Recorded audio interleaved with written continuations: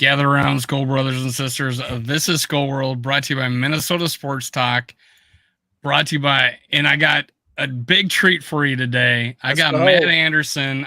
He is from Vikings Happy Hour, from Climbing the Pocket, and the best host in the business on YouTube. Introduce yourself, Matt. Tell them where they can find you and all the other things that you do. The best host in the business. Wow, I appreciate that. That's what I said. I said that earlier in my other show too.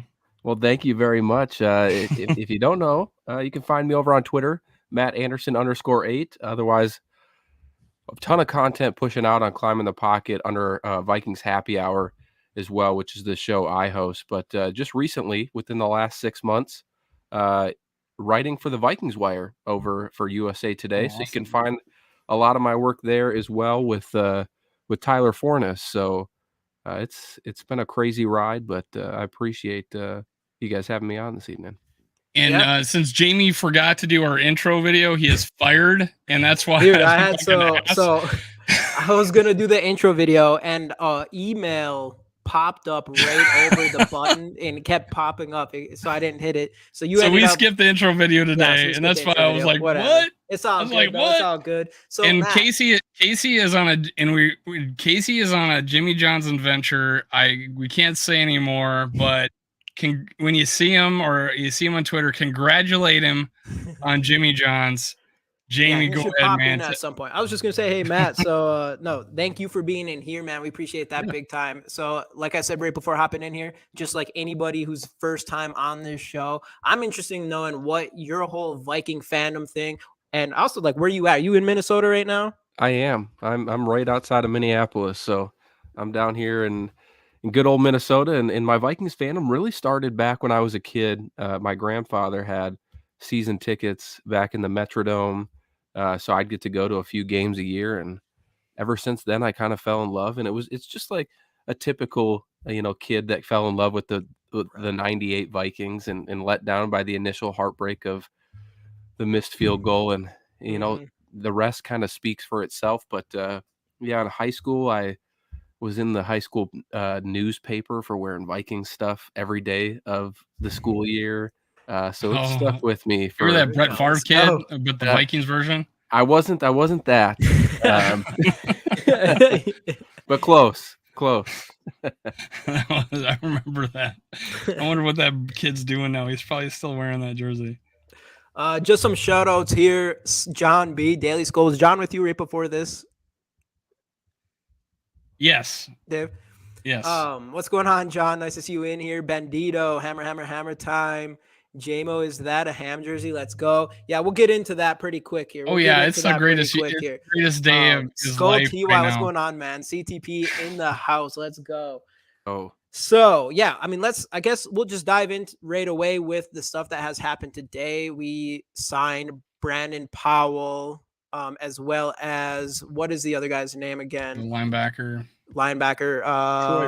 Troy Reeder. I got him right here. Yeah. Those are two guys that I'm assuming to me are depth pieces. I don't think they're going to come in and take the spots. I know Reeder has had a solid history. I still don't think he's going to come in and just take Hicks' job. He's definitely not getting Asamoah's job. Asamoah has to get the start this year, right?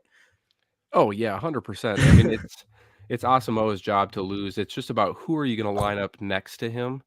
And I actually think, maybe a spicy take, but I think the Reeder move is more of competition for Jordan Hicks versus depth at that position. I still don't believe they fully trust Jordan Hicks, but if they can keep him at a restructured contract, which they did, I think they want some camp competition, and I think Reeder could give him a run for his money. I think he's got some speed and versatility. He did have really good athletic traits in the combine coming out of college. He's 29. He's a little bit younger, but I think from my take is like he complements Hicks. Like, what they were talking about, Brian Flores saying, hey, I want, what defense are you going to play? 3 or 4 or 4-3? Who are we playing? Well, and he wants the strengths of the players. And I think they complement each other. And we obviously were a little weak in this area. So adding a guy like that makes me feel a little bit better that Troy Dye is not going to see the field. So that's That was my hopes. I stay on special teams. You're good there. I like this guy. Athletic ability, and he showed some showed some blitz ability apparently. Yeah. 5 sacks and tackles for loss and part-time starter. So I like the fact that I think he complements Hicks because of his athletic ability and potentially being able to do what Hicks can't do and when it's needed. Yeah. Yeah, hopefully covering the pass, right? Hopefully covering the pass. That's the big one with Hicks. Long way around. You're just thinking the Tony Pollard touchdown from last season. Oof. That's kind of what was in my head with that part.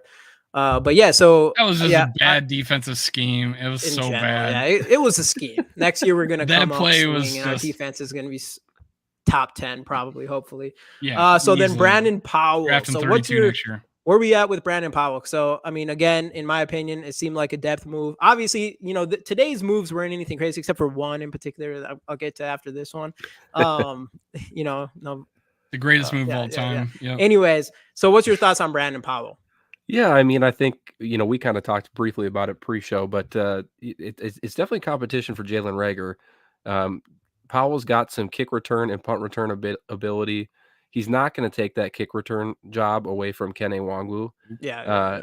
So it's really about, can he take the job away from Jalen Reagor at punt returner? Now, he's got a lot of good traits for a wide receiver. He's a speedy dude. You get the ball in his hand. He could, we could scheme up some stuff for him, but I wouldn't expect him to be wide receiver 3 or even wide receiver 2 for that matter. And I still think they address it somewhere in the draft. But again, depth at the position, familiarity with Kevin O'Connell, obviously back with his time with the Rams. And yeah, it's all about breeding competition when you're getting into OTAs, when you're getting into training camp. And I think that's exactly what this move is. And they're also setting themselves up, by the way, with all of these moves to take best player available in the draft come April. They're filling their depth, they're filling their starting spots, and so they're being very tactical about their approach, and I enjoy it. Yeah, no, I agree. I think obviously going to the draft, it's nice to be able to be in that situation for best player available. I think obviously I still feel like we have an opening for that wide receiver 2 spot, and I wouldn't mind seeing something there. Not just that, even though there's best player available, there does seem to be a massive hole in the defensive interior, in my opinion. So if there is one spot that has to get filled, because I felt like that was a need prior to us losing Delvin Tomlinson, and obviously now he's gone and he was our best player there. Yeah. So we have something there that needs to be filled, which, if we can I don't know how we can even figure something out right now, because all those guys went out and got paid right away, all the ones from free agency. So it might just have to come into the draft. Luckily, I do think there's a couple guys a little bit like in the 3rd round and stuff that I also like. But we doing shout outs yet? Yesterday I made the mistake of letting the chat get too carried away. Yeah. Let's do it real quick. Let's go back in here right now. Hey, JD, Skol me up, baby. What's going on, man? This is the one that was throwing me off for a second here. Can you believe that we wasted a roster spot on hand? Come on. Oh, geez. That's terrible. And if you didn't know, Matt, that he went to high school with CJ Ham. Fullback. Oh, did you? I graduated high school with CJ Ham. That's why this is going to be. So I'll just bring it up right now. CJ Ham had a 2-year extension today. Something I was waiting for. I was always like, I like anybody is just like, what's going on with CJ? I know there's reports saying that they thought he was going to stay around, but just with our whole backfield, with Madison getting the extension and Delvin Cook's future still somewhat up in the air, I'd say, right? Yeah. So I was huge. Obviously, I was super excited to see CJ Ham's 2-year extension, because I think, starting fullback, hopefully they say they want to use run game more next year, but also captain of the special teams, a really good special teams player and an amazing leader, in my opinion. So that's why he's worth a spot, Skol for life. Love you anyway, man. Love you anyway. Dave, my guy, the Zoe podcast. Yeah, keep going, man. And I have a comment. Dave, my guy, 33 all day. Bandito, what's going on? KOC knows Reader from the Rams as well. Exactly. He went out and got even Powell's a Rams guy prior, right? Yep. So he does like to go out and get a couple Ram guys, I think, for sure. They're no Munt. They're no Munt. Yeah, no one's like Munt, dude. Skol, what's going on, Justin? High Times KG, hashtag Camp Body. Yeah, pretty much. That's what I think. Sup Bandito, Skol everyone. What's going on, Raymond? Yogi Howard already knows. So hashtag Skol. So I'll go into this real quick. On all our live shows, we do generally we do a Justin Jefferson rookie card. Today CJ Ham. For CJ Ham, I got two for each year of an extension, 2 CJ Ham rookie cards. All you got to do is hashtag Skol in the comments to enter. Subscribe to the channel, like the video. Don't forget to like that video. I know JD's in here and he'll be on your ass to like this video. Sup, Zoe. What's good, Justin? All right, so we're in some chatter comments. Man, I know we drafted a wide receiver high. CJ equals Super Bowl. Let's go. See, now we're talking. My favorite comments coming up here. There's so many comments. You're right, David. Think my Cowboys just scored again. Hashtag Skol. Think the Cowboys just scored. Chilling. All right, we need a wide receiver too. We'll get back to that. How's everyone? Here's my comment. I'll let you go in here for Here's my comment about CJ Ham. Let me get your viewpoint on this, Matt. With signing Oliver, with bringing back Bradbury, with extending CJ Ham, everybody thought he was potential cap. I even cut him a month ago, just because I didn't think we'd run the ball. Now it's like we've committed. We haven't got rid of Cook. We re-signed Alexander Madison. It seems like we've committed to the run game. How did you feel about that? Well, yeah, when you look back at last season, CJ Ham only played 182 offensive snaps for the whole season. When in Mike Zimmer's tenure, he averaged about almost 400. So you're cutting that in half. And so when the offseason approached, I was in the same boat as you, Dave. I'm like, okay, $3 million in our pocket right here. Let's cut CJ Ham. He's been great, but it's a new offense. But this move, they didn't cut him. They stuck with him. And now in the end, they're going to keep him at a lower cap hit anyway. So they're it's a win-win. But to your point, yes, we had Darren Wolfson on our show a few weeks ago, and it's the worst kept secret in town. Kevin O'Connell wants to run the ball more next year. It is crystal clear, and you're seeing it with the off-season moves. You mentioned Josh Oliver, the second best run blocking tight end in the NFL last season. The stability on the offensive line. I mean, when's the last time in the last 10 years that we've had the same unit on the offensive line?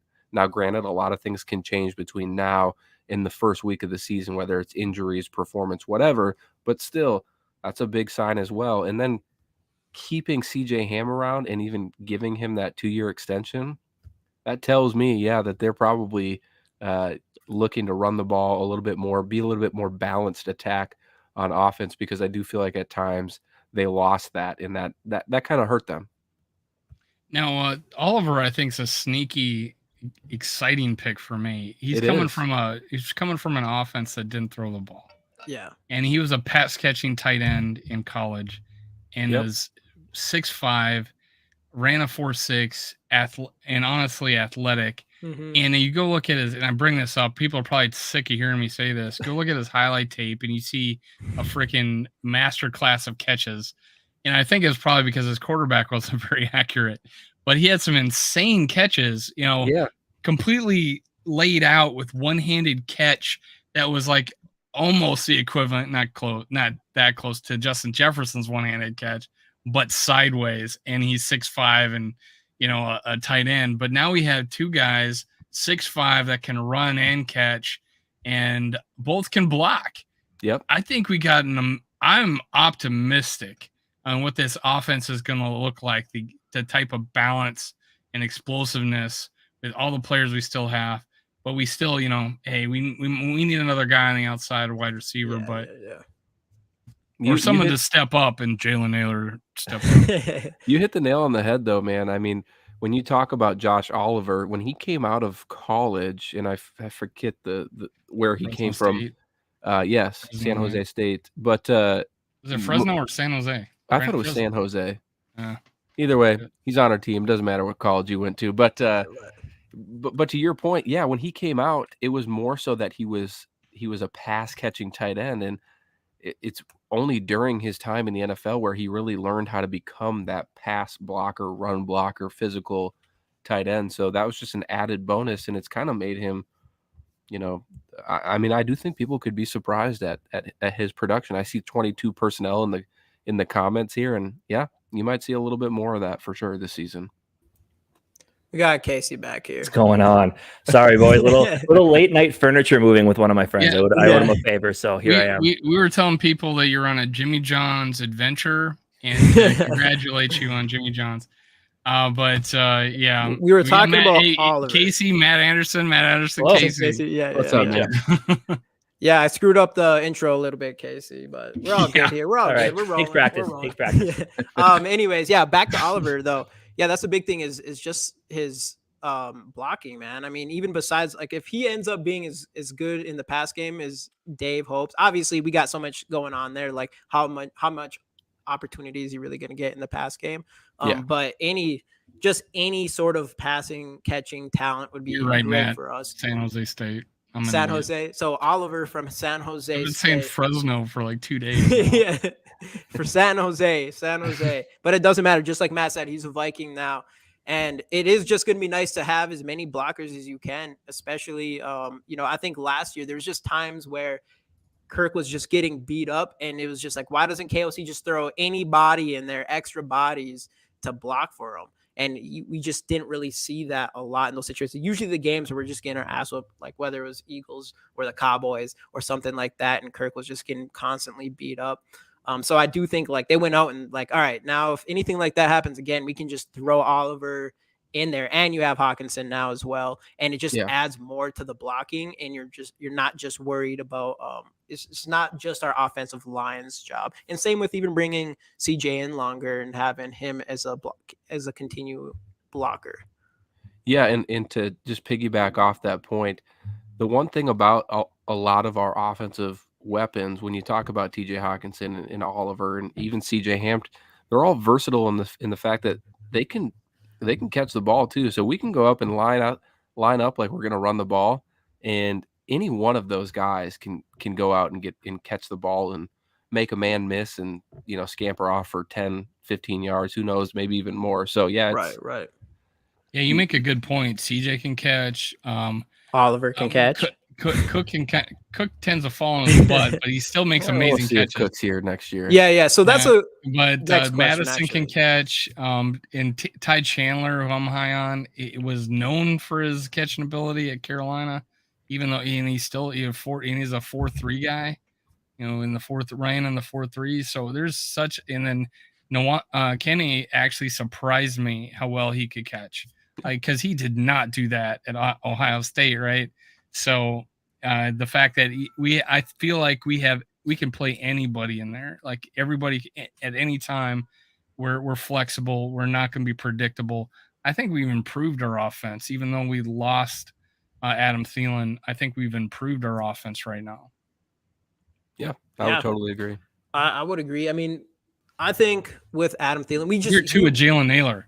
Yeah, we got Jalen Naylor, so he'll be that wide receiver 2, wide receiver 1B probably.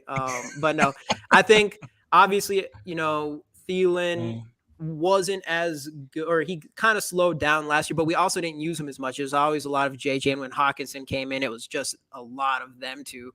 So I do think, if we're going to use them so much, especially if we kind of use our running backs a little bit more, I don't think losing Thielen is going to be that big of a deal for our offense. And that's why I think Oliver getting a guy that can block that well coming in here is actually a huge plus for us. I still do think we kind of need that wide receiver 2 potentially there, and it could be Naylor or it could be someone in this draft. We'll get more into that kind of stuff later. Let me dive right in through these comments real quick, and I'm gonna come back with you with Delvin Cook, because this comments are growing here. These comments are growing here. I'll say Skol for life. Just FYI, Jamie, this is AKA David. Oh, you said I would block you. No, dude, I'm never gonna block you. I'm not gonna block you. I'm biased. I'm gonna be honest with you. I'm gonna be biased towards CJ no matter what. It's all good. It's all good. I made a comment about how the Vikings did a good thing by letting overpriced veterans was a good thing, or letting them go was a good thing. And was asked, "Who let me out of the kitchen? Why does he assume I cook?" Who said that, Sarah? That wasn't us. Someone said that to you? That wasn't Who us. let you out of the Sarah. kitchen? On, That's nasty. That's nasty. What the heck? Someone said, did someone in the chat say that? Because otherwise, Sarah said, I don't think so. Did someone say that? What did it say?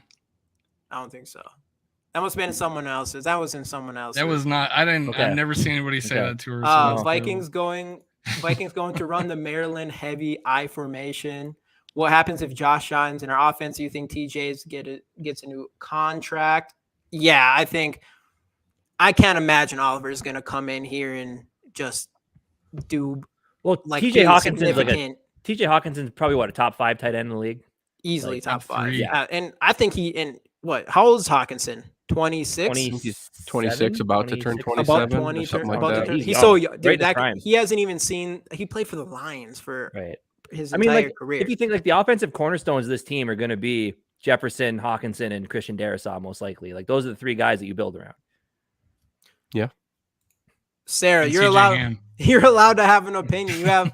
You have some of the best one-liners of anybody I see in here. No offense to everybody else, but you do. How does it fit with Irv Smith now? I keep forgetting about Irv Smith. He's out. His contract is up. Yeah, and there's no way we're gonna be re-signing him. So anyways, I'm gonna come back to Delvin Cook, which I wanted to anyways. We'll come back to these comments a little bit here. So Delvin Cook, what is your thoughts on Delvin Cook right now? Do you think there's almost, in my opinion, I don't know how we keep all those running backs and now with CJ's extension around at that price with 13 million over Cook's head. Do you still think we end up moving from him in this offseason?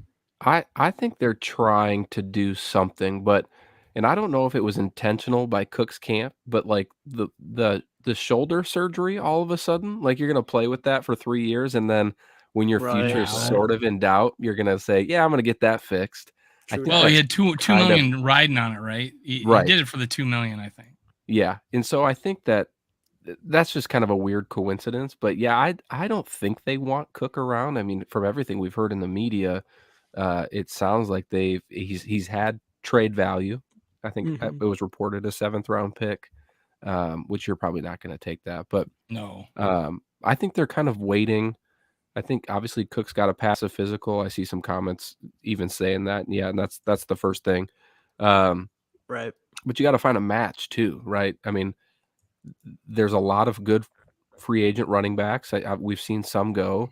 But there's also a really good draft class as well, and guys that you can probably get in the 2nd or the 3rd or 4th round, and they can step in and contribute and be cheaper than Cook. So I don't know. It's going to be tough, but I would bet he's probably on the roster. But I think they are trying to get rid of him if they can. It's just who can you fleece?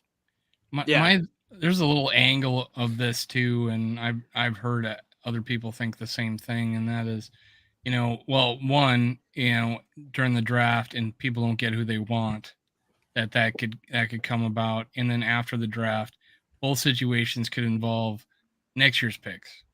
Would be, if we don't get a quarterback this year, would be super valuable to us next year.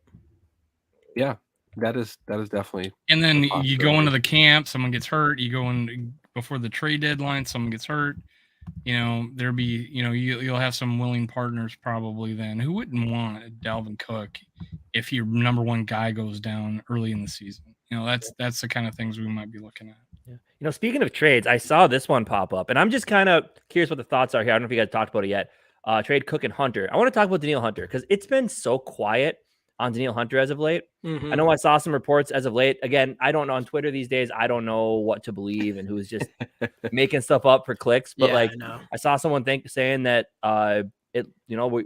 we've gotten offers for him and he's not going to play under his current contract, which I believe that 100% because I know they kind of said with the way his contract was structured that this year was basically going to be like we can't cut him because we had taken on a bunch of dead cap and he wasn't going to play for $5 million or something because he's outperformed that. So I'm curious what you guys think is the plan with Danielle Hunter right now. I would love to keep him, but I mean, if someone comes in and offers you a first round pick for him, do you do it? If I was gonna answer that one, I would. That's a hard one. It just depends. I think Hunter's more valuable than a first round pick. It depends what we were using that for. I double down on this. Like if we got rid of Hunter, we would have, and assuming Zadarius Smith, that's another one. Like who knows what's going on with that? Assuming he's gone, now we have Davenport. I know that. But he just had a sack last year, half a sack last year. Our pass rush would not be looking good at all. And I've said this before, is we've been extremely lucky in the pass rush area, other than 2020, which was terrible. So one of those years was terrible. So I just do not. I do not think it's a good idea to go on from here without a pass rusher, especially one that is as talented as Danielle Hunter. The chances of us finding someone else with that kind of talent is extremely slim, and it would be so hard to get rid of them because if we use it and we use it to go get a quarterback or something like that, I get that a little bit. But our defense is just going to be hurting a lot worse than it already is, and it's an area that we obviously also need to make better compared to anywhere else on our team. Probably. What do you think on that, Matt? Yeah, so the weird thing is Danielle Hunter kind of got old in front of our eyes real quick. And he's 29 years old already. And while that's not super old, I still kind of think of him in this light that he's 24 or 25. And I constantly have to tell myself that he's not. He's still a very good player. And I agree with you, Casey. I don't think he's going to play this year under his current cap hit. And so whether that's a trade or whether that's just a new contract for him to kind of ride his, next 2-3 years out. But one thing that kind of interests me with Danielle Hunter and even Dalvin Cook to a certain extent is I was talking with the person I do my show with, Miles Gorham, and he kind of proposed if the Vikings maybe would do a Buffalo Bills style trade in the NFL draft where they package some picks and a player to move up into the teens. And then from that point forward on draft night, they can leap into the top 10 and try and get one of these quarterbacks. So that is where I'm thinking it's going to go right now. Yeah. Because it's just been too the draft is a month away. Right? It's too quiet. Something is going to give here. And they haven't even done anything with Brian O'Neill's contract, which that's weird as well. That was the one switch that was supposed to be immediate. Yeah, we need cap relief. Boom, let's do it. Exactly. It's ended up being Kirk, surprisingly. Yeah, I know. But yeah, I mean, I just thought just the silence with the whole we haven't heard his name thrown around once this offseason yet. So that's where I looked at. I'm just what is going on there? Because I know they say silence is good because things are working. But it just, I don't know. It just seems too quiet on that front because there's been no word of an extension or talks even. So you almost wonder if the trade is kind of what's happening. Jamie, how would you feel about that? If we were able to package picks with him, move up, and then eventually move up and get the quarterback of the future, how would you feel with that? And keep in mind, the quarterback of the future that we're probably talking about here is probably Will Levis. Yeah, I would say we're hearing. I like Will Levis more than other people do. Yeah. Because Kevin, the fact that Kevin O'Connell likes him is what sells me, just because the coach, if the coach likes the quarterback, that's kind of what I've said. I'm fine with Kirk, but I've also, Jamie, I've said, I've said it for months. I said, because drafting a quarterback in the first round, especially high, can really tank a GM's career with that team. But again, the Wilfs have shown to be pretty, lenient. But at the same time, if you love a guy and you see a guy and that's the guy I need, then go get him by all means. Yeah, if I'm gonna just trust Kevin O'Connell, obviously they know way more than I do. I would back them, but moving up to the top 10 for Levis, I don't think I'm loving that. I'm not as on Levis, especially. I'm kind of one of these people that he's falling, and I'm I kind of see why he's falling a little bit, but I also don't know for sure. And I'm definitely more on the side of I'd rather trade back and get Hendon Hooker than trade up and get Levis or Anthony Richardson. Out of those two players, I'd rather move back and get Hendon Hooker and kind of take that safe play, especially if you get him in the second round and you don't have to commit to him in the very long term. If you don't have to, it's not as bad if we get Hendon Hooker and he doesn't work out. We can go even next year and pick a quarterback in the first round potentially. If we trade up for Levis, obviously, or especially Anthony Richardson, you're waiting a couple years before you can even think about moving on from them or whatever. There's a lot more commitment. I don't know if I believe those are the guys. So I guess for me, I want to go up and find our quarterback of the future more than anything. Am I confident that going up and getting a Levis or even an Anthony Richardson? I would probably say I wouldn't personally want to do it. Where are you guys at? Like, who do you like these quarterbacks a lot, Matt? And would you move up and you're good enough? Like, I'll take that. Yeah, I mean, obviously, like CJ Stroud and Bryce Young, I think are the real deal. Maybe not so much Bryce Young. I have some hesitancy on him, but CJ Stroud, 5'9", right? Is the safest pick in this draft. Yeah, I thought CJ Stroud, little like me and Jamie's quarterback. I thought quarterback video. I thought CJ Stroud just looked like super, just mechanically sound. Everything just looked smooth. Yeah, he's very good at processing the field, and he's got it down. He's the safest bet, and then you're going to probably pair him with Frank Reich in Carolina. So I think that's going to be a great fit. But as far as Richardson and Levis go, obviously Richardson has the biggest ceiling of anybody in this class if he pans out. But that's the thing. It's if, and you're taking a chance, and I think everybody knows that. And so when we think about the Vikings situation in particular, it's a great landing spot for either Will Levis or Anthony Richardson because Kirk Cousins is the quarterback this year. There's no disputing it, especially with what they did with his contract. Mm-hmm. Like, he is going to be the guy week one, and barring injury or just a failure of a season, which I don't see happening, like, he'll probably start the whole way through. And so if you have guys like Levis or Richardson, you really can get them in the building, work with them, get them mechanically sound. And that's the big thing with Levis. Levis has some, like, I don't know if you guys subscribe to Luke Braun's Patreon account, but he walked through a lot of these quarterbacks, and Will Levis, a lot of it's just little tweaks that are very, very fixable. And, a year not playing, sitting behind Kirk Cousins with Kevin O'Connell, like, that sounds like a dream scenario in my opinion. And I'm willing to take that shot to find that quarterback of the future. Yeah. And I know it can set you back, but what else do we have at this point? Yeah, there's nobody behind Kirk. Yeah. Right. How about a little bit of pick gymnastics, right? So we do the whole Lamar Jackson thing. We sign him to that offer sheet. Baltimore doesn't match it. Go into draft night, trade Danielle Hunter for a first round pick. Just eat the first round picks right now. Trade them both of the first rounders. Trade Kirk over to the Jets for a first round pick. Still a first round pick. Get Lamar Jackson that first rounder. That's the way to go about it. We're done. Someone trade. There we go. Super Bowl, like, dude, 4 of them. Why are you not a GM? And then we're good to go. Dude, what's Kwesi doing?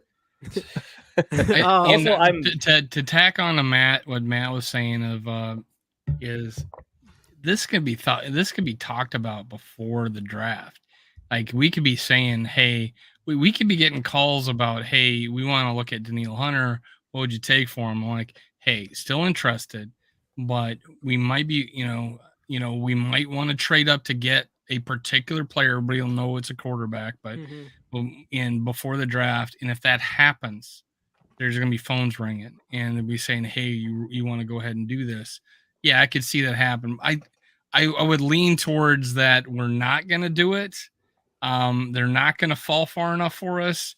And I feel like we're in a situation where we do have 2 years where we go get our guy and not overspend for him. And I think, I think that next year quarterback draft has a lot of guys that have already produced that, that they're not coming out of nowhere or they've had a good track record, and it's going to be pretty deep. That's what I'm hearing. I've seen a few. I'm not deep into it yet, but it's looking pretty good. And I think Danielle is in their plans. I honestly think that, hey, he's in our plans. We can't get rid of both Zadarius and Danielle. Zadarius is still here. Yeah. See, that's what is going? Like, I'm so confused. We could get rid of both of them or keep both of them, just like Dalvin Cook. It is really eerie to not hear a damn thing about Danielle Hunter, though. But that's the way it's been, right? Like, he doesn't talk. He doesn't say anything. He doesn't burn a bridge. And he's been taken advantage of almost these past few years. And I'm surprised he doesn't want to leave. Yeah, honestly. But hey, he got hurt for a year and a half, and I think he sees the. I heard Rick Spielman over this weekend. He was on NFL radio, and he was talking about how he liked to sign people a year ahead of their last year of the contract because, hey, we're taking a risk on you long term. Here's money that you can count on that you may not have next year if you get hurt. Yeah. Right. So, hey, let's do it now while you're still healthy. And I think that's what he's done the past few years. And we're seeing, and that's why we have these aging players. But right. Well, that was Daniil's first contract, honestly, right. a very under the market deal where he outperformed it after 2 years, which kind of led us to the situation we are in now with his injuries. It really all added up there. But yeah, Dave, that's pretty much exactly how that first contract went down. And Spielman was a master at that.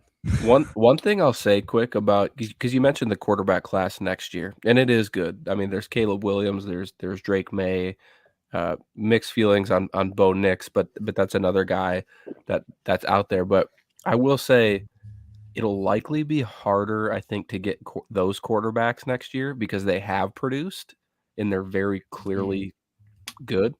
So the asking price might be a little bit more expensive, but we might not be picking at 23. We might be picking at 17, 18. Who knows? Like or have more everything's picks. different. Or 32. have more picks. Probably 32, right? 32, Or let me throw something We're at you picking guys. 32, Matt. Yeah, easy, we all know 32. that. Come on. So next year, 32. Put it in the books right now. What if the Vikings I'm just feeling it out. What if they trade back from 23 and all they get is like a third and a future first? Are you guys in for that? Yeah, because future, like next year first? Yep. Sold. Oh, yeah. So then you got 2 first. I would say so. Yeah, I would. But that I mean, you're playing you're showing your cards a little bit. Right, like right, if you do that move, everybody in the NFL knows what your plan is next year. And I would feel you're much better with a second and a future first. That'd be ideal, sure. But no, then you're banking that the Bryce Young led Houston team. Bryce Young plays solid. He does pretty solid enough to be like, all right, this is our guy in the future. They still come in last place. We trade both our first round picks and whatever else we have to go get Caleb Williams. And then boom, we're good. We're set. That's the game plan. But that'd be the thing. You would need a team like Houston to get that first overall pick. That's pretty much like the one so team that there's a chance to get up there to go get him, And next year we're in a situation where we have cap room in 2024. We have cap room in 2025, and those first round picks we'd be giving up to go up and get our guy will not it won't be as scary because we can put a good team on the field with the amount of cap room we have. But we won't have Kirk though either at that point. Most likely we won't have Kirk. So whoever we pick up, he would be playing behind someone that's probably worse than Kirk. Yeah. Which is hard to do. What teams next year? All you guys feel like extension's not going to happen. Like 1 year will not happen. I don't think I would feel like this would be the year to do it. I think it would have been this year is when you would give the extension, especially because if we don't. Yeah, but it's still this year, and it still can happen. It just they did what they were going to do, just didn't give him an extension. If they gave him an extension, they would have did this, right? They would have put those void years on. They could still add that, and that's all I'm saying. It could still happen. Matt, were you about to ask which teams realistically might need a quarterback next year? Yeah, because I don't think there's many. I look at, for me, and I hate to do this because I'd hate to see it happen to the Bears, but I could, like the Bears this year, they're looking right now. They're like, Justin Fields, we're getting you everything you might need. If somehow we end up with 2 wins again next year in the first overall pick, you're out and we're just going to draft the next guy. I can see that happening, and because they got Carolina's pick too. The Raiders, exactly. The Raiders, who could figure something out this year. Right. The Colts too. I mean, assuming they figure something out this year. San Francisco. Yeah, they always need a quarterback, I guess. Seattle, maybe, if they don't go one this year, surprisingly. Could you see Seattle being a sneaky team to take one this year at Atlanta, 6 if someone drops? Ritter doesn't work out. I think they're waiting to see what happens with Jalen Carter, though. Yeah. That's true. Jalen Carter whatever team gets him is going to be a steal. Honestly. Titans. Titans, yeah. Titans don't have a. Yeah, that's a good point. The Titans, they need one. Malik Willis somehow didn't pan out, I guess. Yeah. I mean, he was a project, so maybe they're banking on that. But that's what I'm saying. Like a third round pick for Willis, like you can move on from him this year. Same with Ritter, and that's kind of where my point is with Hendon Hooker. Is if you were to move back and get Hendon Hooker even in the second round. Yeah. Or I don't think he's lasting to the third round. You don't have to commit to that. That's like a player that we could take a chance on. And if we feel like he's not it, we feel comfortable moving on from him or whatever. So that's what I kind of like about that, specifically compared to Levis, in my opinion. But I also don't really know for sure. Like that's another thing I actually wanted to ask you about Levis.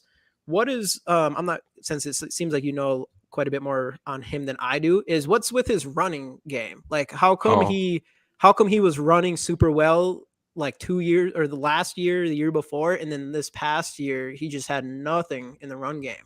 I wish I could answer that for you. That's what scares me, I think, the most about him. They changed offensive coordinators. I thought I had heard from between the still. two I mean, seasons. He was Josh Allen the year before, and then was he was 3.5 yards. He was 3.5 yards a carry his junior year. Yeah, so that's like one crazy thing rushing. Is like I want someone who can run the ball. That's what I want more than anything. I want to move away from the regular, someone who can improvise. Yeah, exactly. That's what I like about Bryce Young, for instance, is he's fantastic at avoiding pressure and extending. That's what I like about Hendon Hooker. Yeah, I think he's Hendon Hooker too. Like the thing that me and Jamie had talked about when it comes to CJ Stroud, like, yeah, he's super like mechanically polished and everything, and he looks just smooth, and he understands the offenses. But also, like, he's played behind probably one of the top offensive lines in the country his whole career. And has he played with a receiver who's not eventually going to be a first-round pick? Yeah, exactly. He's been loaded with talent. Right. And Ohio State, that's just going to happen. But then again, so is Bryce Young. And, like a lot. Like that's some of the most wide receiver talent I've ever seen come out of one place. Garrett Wilson, Chris Olave, Jackson Smith and Jigba, Marvin Harrison Jr. Dude, what? That is crazy. That's one thing that worries. Obviously, you shouldn't be too worried about that. And now he gets Adam Thielen. Yeah.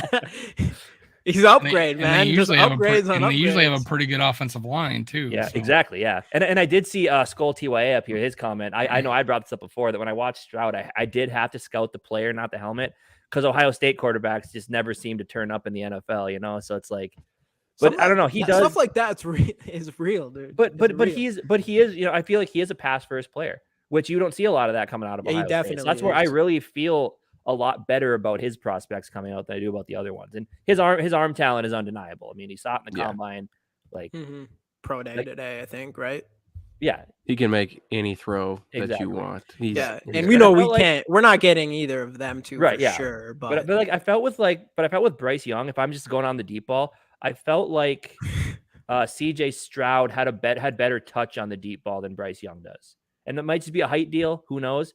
But like, I just saw a lot of like, you can just see like when like Bryce Young throws it deep, the ball just kind of like sails up. It doesn't really have that nice little. So Bryce Young had the highest direct completion grade. Right. But I mean, who knows all that stuff. Let me jump in these comments real quick again. Let me see here. There's one I wanted to hit on real quick. Well, I'll just say this right away. Skol. I know Michael O is in here somewhere. Appreciating. I can't find his comment in here. Oh, there it is. Thanks for the card, guys. Much appreciated. I just want to bring this up again real quick. Is we are going to give away 2 CJ Ham rookie cards this time. It's CJ Ham night. That's why I'm wearing the jersey. 2-year extension. All 2 skate. Cards. All skate. Hashtag Skol in the comments. That's all you got to do. Like the video and subscribe to the channels. All of our channels. GG Sports Podcast, Minnesota Sports Talk, and of course Matt's. And you got your actual channel is Climbing the Pocket. And correct. Yeah. So the Vikings Happy Hour. That's like a show off of a flagship show of Climbing the Pocket. And I'm assuming all of you guys are already following them anyways. So if you're not, make sure to go over there and subscribe to their channel. They're on their way to 3,000. We're on our way. We just passed 700 today. I was going to ask you, mentioned that. We just passed 700 today. So we're getting there. Guys. We're getting there. Nice work. So don't forget to do all that. So hashtag Skol in the comment, everybody, again. Yes, that's Hans Rookie is sexy. That's right. These are my guys here. Is this true? By John here. that sacks, because Jamie, me and you had talked about that. If they counted sacks in there, we can understand why. Yeah. Okay, so that makes sense why he had like negative however many rushing yards. Well, that's the one thing I see about sacks go against passing yards team wise. Right, in the pros, though. What about college? In the college, I don't know about college. We're talking Levis. Levis had like negative 300 yards this year, and then the year before he had like 400 positive yards. That's another thing about Levis that I noticed watching him was he just takes sacks. Like I don't really see him do the improvising thing, even though I know he can use his legs. I didn't really see him use it to avoid pressure and get out of the pocket. It seems like he'll just either stand up tall in the pocket and try to deliver one, kind of like Kirk Cousins, I guess, or he just gets sacked. I know Levis has more of a athletic ability than Kirk Cousins, so I know the chance is there. But that's something that showed up to me a lot when I watched him. Was just that he would take. He have more athletic ability. Nobody has more than Kirk. I'm talking about Kirk Cousins. Kirk O'Chain. Kirk O'Chains. Kirk O'Chains is a whole different people, story, different players. Different dude. I wouldn't. Kirk O'Chains is just on a whole nother level. But yeah, that's one concern with Levis with me is I just didn't see him play very well. I know he has good accuracy against pressure, but I didn't see him try to avoid pressure or anything like that. He kind of just takes the sack. Yeah, I wish I could give you a better scouting report on Levis. We may have beaten Will Levis to death. We may have beaten Will Levis to death. I've like refused to watch the quarterbacks because I don't want to get excited about the possibility that it happens. I'd much rather go back and be like, oh shit, we actually got him. Yeah. And then you start, and then you dive into their highlights and stuff, and you're like, when me and Jamie did our quarterback video, I'm kidding.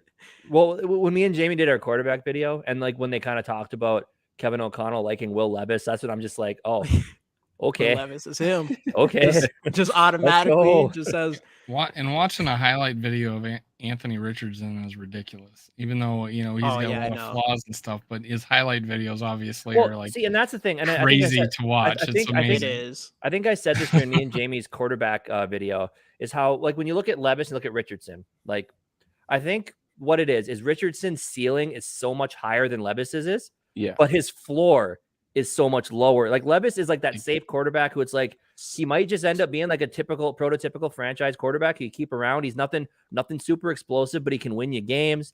And he might be better. You never know. With Richardson, it's like, God, you bring him in, it's either he's going to figure it out or he is just going to completely tank and we're done for. Like you feel like there is no middle ground eventually, or unless you end up just being like, okay, this guy ain't going to develop. Let's just make a Lamar Jackson type offense and see what we can get out of him. Like, it's really like the floor, like the ceilings and the floors that separate the two, and it kind of depends on how big of a risk you want to take. I also wonder if the Vikings are pulling, I don't know if I tweeted this or put it in a DM with just somebody I was chatting with, but back when they showed all that interest in Joe Mixon, as almost as a distraction to, put people off their trail and then go draft Dalvin Cook. I wonder if they're doing the same thing in a sense with Will Levis to be like, yeah, we like Will Levis. We've met with Will Levis. I'm just waiting for the picture of Kevin O'Connell talking with Will Levis, but then they go and take Richardson, or I mean, maybe it's Hooker, maybe it's the Stanford kid. Who knows? Jamie doesn't can't move at all. I can't go. If we decide to pick a quarterback that can't move and we're like we're stuck with them for the next couple of years, like we're invested in someone that can't move, that's going to piss me off more than anything. Obviously, if he comes in and there's a good chance that guy's really good or whatever, but I'm just ready to switch it up and kind of like what I said this on our last live video. It's just like moving away from Mike Zimmer's type of leadership to KOC. I'm feeling the same way with quarterback. I think Rapp said it on one of his streams that basically you look at McKee and you kind of see Brock Osweiler 2.0 there, just the tall, lanky kid, good arm. And he just can't really move. That's what worries me about him. But no, just the quarterback thing in general, though, I'm 100% down with you. I'm not convinced on Levis, but I also don't know what the hell I'm spatial awareness though compared to Osweiler? Isn't he the guy that ran out the back of the end zone? No, that was Orlovsky. Orlovsky. Yeah, Okay. Oswald is the one that played like half a season and got paid. Yeah. I got he was the one that filled in for Peyton Manning when his arm went away. And then got paid by Houston, of course. They won the Super Bowl I that freaking drafted him in my fantasy league, and in the same day they announced he was done for the season. I was like, shit. But no, overall though, I'm like 100% down. I'm ready to go. I don't care if we trade it. I don't care if we trade up for like the second pick, whatever. If we had a guy that we like, I'm ready to throw it all out there and get our quarterback for the future. 100%. I'm ready. That is the biggest thing. That is the biggest thing. Is like if they actually do love a guy, like go get it. Yeah, you know? Yeah, that's kind of how I feel. And no matter what, like, and I'm happy I'm not a GM because I'd be so worried about like, and I check Twitter, see what people say. I think Kwesi is smart enough to know that not like there's going to be half the fan base that loves the move, half the fan base that hates the move, and that's just the way it goes. And on Twitter, of course, we are the most negative fan base on Twitter since since the offseason started. But it's just gonna be one of those things where you can't please everybody. So it really all comes down to what do your scouts say? What do you say? Go do it. I actually saw a heading, title of an article that said we were the most negative fan base. That's Yep. Well, yeah, but today we also found out we moved up the charts. We were third all time in the Super Bowl era for having the third best winning percentage. There's like 14 teams listed there. Yep. All of them had Super Bowls except for us. Yep. That's fucking brutal. Yeah, that's brutal. That's the reason why, though. I mean, it's hard not to be negative. I try to stay positive, though. We got to stay positive. Hey, third best team, third winningest franchise since the Super Bowl era. It's just crazy to think that we haven't won the Super Bowl yet. So, Jamie, what do you think? What do you think about this idea? Right. So we trade up to 2, right? CJ Stroud to CJ Ham.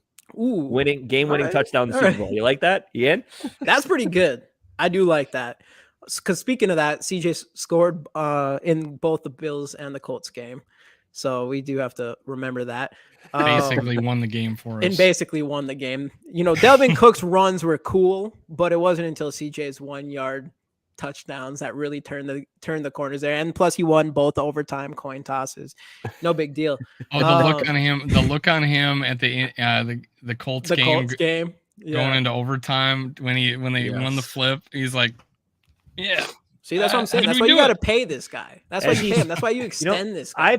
I've taken his saying every time I do a coin flip, tails never fails. Yep. And then the other guy, it's like well, you remember Randy Moss saying to Culpepper, what do we always call on Madden? And it's tails. Mm-hmm. I don't know. You guys are too young. Yeah, it's on the NFL Films thing. You can go check it out. No, overall though, if we traded up for Stroud, and I know obviously it would cost insane amount. We just saw what Carolina had to do to move 7 spots, something like that. It would be insane, but I would be excited. I'd be excited until we found out he sucked or whatever. But assuming the just I'd do it for with Stroud. Right. Well, you got to think about in this class. Like, I would do it for Caleb Williams.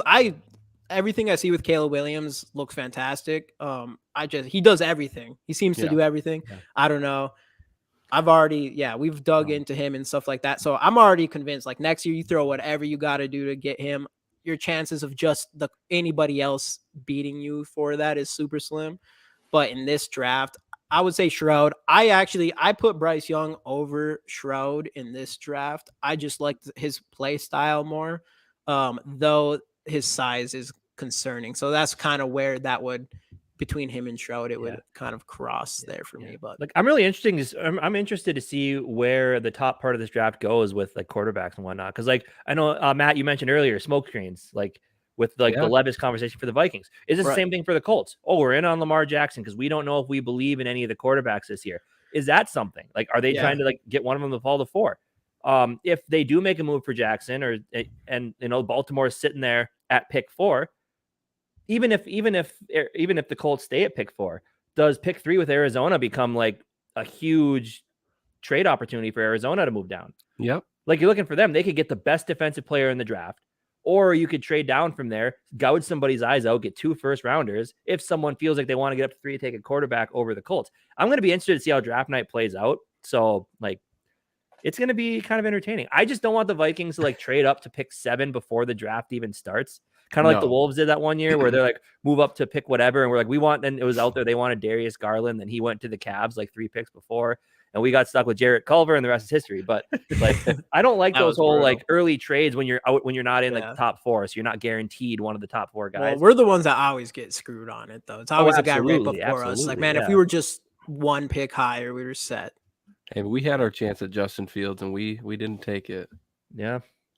And I think I don't know about you, but I think all 3 of us, I don't know about what you think, Matt. Would you rather have Justin Fields or would you rather have Christian Darrisaw right now? We all think Christian Darrisaw. Yeah. I like my quarterback to be able to pass. Yeah. You know, don't get me wrong, like I want someone who can run the ball, but I still would prefer a pass first quarterback. That's something I do really like about. But yet you want Lamar Jackson. Well, I didn't say I want Lamar Jackson. I know. I never said I want Lamar Jackson. I said I would take him over Kirk Cousins, and I do think him coming here would make us a better team. Yes. But I think with the type of offense that we have, I don't think a running first quarterback would utilize our offense as good as someone who could who's more of a passer, I guess, especially when you have the best wide receiver in the league. You kind of want someone who can get the ball. And an $80 million cap hit on the quarterback position next year. Yeah, well, that's what it would be. Yeah, for sure. At least, especially next year. Next year. But yeah, dude, I'd be cool with if we got Lamar Jackson and we ended up rolling with it. I would still probably be excited. It looked way different. There's no question in my mind that Lamar Jackson would have the best offense he's had in his entire career by far. Mm-hmm. So it would be interesting to see what he could do with it. But still, 26, and we already know he gets injured quite a bit, so that stuff would scare me. Yeah. See, like that's the thing. Like I don't want, like I would rather not go after it because it's just kind of everybody thinks everything everybody says about Kirk's paid too much money, but Lamar Jackson's younger, yada yada. Like I don't love the idea of like the run first quarterback. Like you said, they get hurt too often. He gets hurt all the time. But if we somehow pulled it off and we brought him in, and yes, he's only 26, which is funny to think about, 1 year older than Hendon Hooker, the rookie, also coming off of an injury with the torn ACL. Like I don't love the idea of it just because of the injuries. But if we got him, I'm a Vikings fan first. I'll support him, and I would be excited because it'd be like, can Kevin O'Connell take this guy in? Well, can they figure something out with him? Can he fix the throwing mechanics, especially with a guy like Justin Jefferson? So like, and we've never seen that type of talent at quarterback. Oh God, no. Like, I don't want it to happen. In my life, I don't think. Right? I just pull out the calculator and I'm like, and it blows up and explodes. And I say this too. I'd rather have 17 games of Kirk Cousins than 12 of Lamar Jackson. Absolutely. Yeah, because I would watch 12 would be those 12 other 5 games are going to be Nick Mullins. There's going to be a day where we look back and, regret that we didn't appreciate Kirk Cousins' stability a little bit more. This chat's about to explode, man. Ugh. It is. I'm sorry. I'm so sorry. Do they not like Kirk Cousins in this chat? The 75% are completely out. Completely out. Yeah, that's the vocal minority. Yeah, probably. We got a minority. I want to. And I'm kind of not on Kirk. I'm definitely like, it's all slow tonight. I guess I'm ready to go away from Kirk Cousins. I don't think he's that guy to win a Super Bowl. Rat must not be here. But there's no question the stability of Kirk Cousins is fantastic, and I think Kirk Cousins is a really good quarterback. Do I think he can win a Super Bowl? I'm definitely not convinced. He hasn't been able to prove that in any way. Well, it's one of 32 teams. If you say you can't win a quarterback and win a Super Bowl, then most likely the odds are against him winning the Super Bowl. So it's pretty safe. Well, I mean, one playoff win in a 12-year career just throws me Lamar. Lamar has like a 4-year career. Anyways, who's this Dylan guy in the comments? What do you say, Matt? You have a great radio voice, but you gotta go. Dylan, what the heck? Doesn't like the Kirk Cousins talk. I'm guessing that's got to be it. Yeah. Wow. See, I tell you. So that's what I'm saying. Don't even bring it up, Matt, in here. No. But there's a real good chance that we draft a quarterback and they suck, and now we're going through like five years with no stability at quarterback, and we do look back. That was kind of nice having Kirk Cousins. But in my head, I'm like, I don't even care. I just want to win a Super Bowl, and I don't think Kirk can do it. So if we take that chance, I think I'll be able to swallow that pill of And if I remember right, Matt, you're not a big Kirk. You're not like, hey, I want to keep Kirk Cousins even one more year. So. You're like, you're just he's ready for a new quarterback. Yeah, just the fact that you said something nice about Kirk Cousins that one day we'll realize we didn't appreciate him enough. And by the way, like you gotta go, Matt. Notice how I just said appreciate his stability. Yeah. Stability, not even his about talent. Performance. Stability. The fact that he doesn't get hurt, you gotta go. That voice, although it lulls me to sleep and tranquility, and the radio and Wolfman Jack going on, you're out of here. Gone. Hey, we can all admit Kirk has. I mean, that dude doesn't get hurt. This guy's an Iron Man out there. And he definitely puts himself. I think this right here just like perfectly just kind of should explain the Kirk Cousins career here. It's like definitely don't hate him. Plays his heart out for us for sure. Just ready for change. Like if you watch the guy play, like I remember watching. This is a softer stance by Skol Mafia. Yeah, I know Skol Mafia. That was softer stance by Skol Mafia. But like I just look back. I just look back to last year was at the Giants game where Kirk threw a dime and just got rocked right in the gut. Yeah, and just gets right back up and keeps going. The guy literally doesn't get hurt. Just like John said, he might have adamantium bones. Who really knows? Yeah, it is crazy how many hits he takes. We're probably not going to deal with that at quarterback in the future when we do take this chance at someone new. But let's we're going to start wrapping this up. Again, everybody, moment we've all been waiting for. 2 CJ Ham rookie cards, 2-year extension. Hashtag Skol in the comment, like the video, subscribe to our channels. Everybody's channels in the description, so you can easily look down there to go do that. We'll give you, I don't know, like a minute. Hashtag Skol in the comments. Yep. So while we're waiting for people to type hashtag Skol in the comments, one more time, Matt, why don't you tell us and the watchers where you can find your stuff? Yes, you can find me on Climb in the Pocket. My show is Vikings Happy Hour. It's kind of the flagship of the network right now, so you can head on over there. Otherwise, you can find my writing work on Vikings Wire for USA Today, or you can just find me on Twitter at @MattAnderson_8. Perfect. Awesome. And then I have because of Kirk Cousins. And I also have a lot of that. Don't say right that, in the Dave. description. That's not why. Jackson. Lamar Jackson. Sorry, Jamie. You're good. All right. Jamie, how many people we got in? Okay, here comes Rap. Rap at the very end. Ooh, Rap. There he is. Rap's bringing the gang in here. Don't worry, Rap. We didn't. We just talked about Kirk Cousins' stability. Nobody said Kirk Cousins is the future or anything like that. It's all good up in here. Someone said something not terrible about him, and he got jumped down his throat. It was awesome. Jamie, how many people we got in? Hashtag Skol to win pure gold. Pure gold. CJ Ham. And actually, the interesting thing about CJ Ham cards is they're actually pretty valuable because this year Select was the only year that made rookie CJ Ham cards. So there's not a lot out there. So he actually holds pretty good value. Just to let everybody know that. Way to sell it. All right, I think we're good. Here we go, CJ Ham. Let's go. How many likes we got real quick? One more thing. Well, on our side, we got 13. Dave, how many you got? That's good. Probably more than me today. We're good. Let's run this thing. We got everybody in here. So we're going to run both these cards. Let's go. 16 is pretty good. Never 16, seen that many in there before. That's good. If anyone isn't in yet, you still have a little bit of time to get into the second one. So first CJ Ham card going to JD. Hey, let's go, JD. Another card for JD. Let's go. And let's run this again. Boom. JD and CJ Ham, 2-year extension. Let's go. JD and Matt Collins. All right. Matt Collins. Matt Collins, you in here? That new winner? I believe it is. Let's go. Good to see. And good to see. Matt Anderson 8 for appearing on our show. You get a Jimmy John sandwich sent to your house, specially delivered by Kwesi. Specially delivered. Oh, there's Matt. Okay, hey, cool. There you are. Hey, Matt, go look in the description and go follow us on Twitter. I don't know have we seen Matt in here before? Do you know Matt? Matt, well, first off, we appreciate you being in here. Go follow us on Twitter or Instagram and DM us so we can get the information to your mailing address so I can get this card out sent to you right away. And we also give away rookie cards every single live show. So Sarah, you've won two. You've won 2 in a row now. Come on now. Share the wealth. Share the wealth.